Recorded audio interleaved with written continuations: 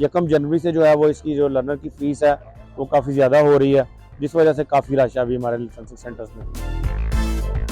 11 को जो वाक़या पेश आया जिसमें गाड़ी वाले ने दूसरों को हिट किया, जिसमें 6 अफ़राद अपनी जान से चले गए।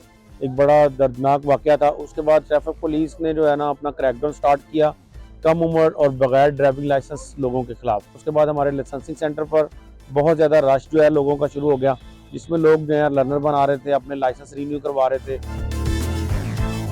बेसिकली हमारा यहाँ पे क्यूमेटिक सिस्टम है, तमाम डिजिटलाइज सिस्टम है। जो भी यहाँ पे आता है सबसे पहले हम उसको एक टोकन देते हैं, जिस काउंटर पे उसका नंबर आता है वहाँ जाके वो अपनी सर्विसेज हासिल करता है। जो रेगुलर लाइसेंस लेने के लिए आते हैं वो तो अपनी डॉक्यूमेंटेशन कंप्लीट करवाने के बाद यहाँ से साइन टेस्ट देते हैं। सबसे पहले साइन टेस्ट अगर वो क्लियर कर लेते हैं तो उसके बाद उनका रोड टेस्ट होता है। रोड टेस्ट क्लियर करने के बाद उनको जो है ना वो परमानेंट रेगुलर लाइसेंस जारी कर दिया जाता है। जो लोग लर्नर लाइसेंस के बाद यहाँ पे आते हैं विद इन 30 मिनट्स जो है ना उनका जो प्रोसेस है ना वो सारा कंप्लीट कर दिया जाता है, साइन टेस्ट से लेकर उनका जो ड्राइविंग टेस्ट तक है। अगर उनको टेस्ट में फेल हो गया, किसी भी टेस्ट में, साइन टेस्ट में या रोड टेस्ट में फेल हो गया, तो उसके आफ्टर 42 डेज के बाद वो दोबारा रीअपेयर होगा उस टेस्ट में।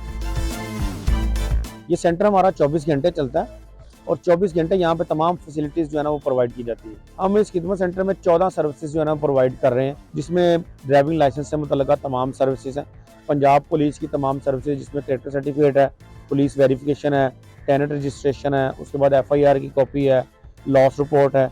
इस तरह की जितनी भी सर्विसेज है ना वो तमाम यहाँ पे हम लोग प्रोवाइड करते हैं।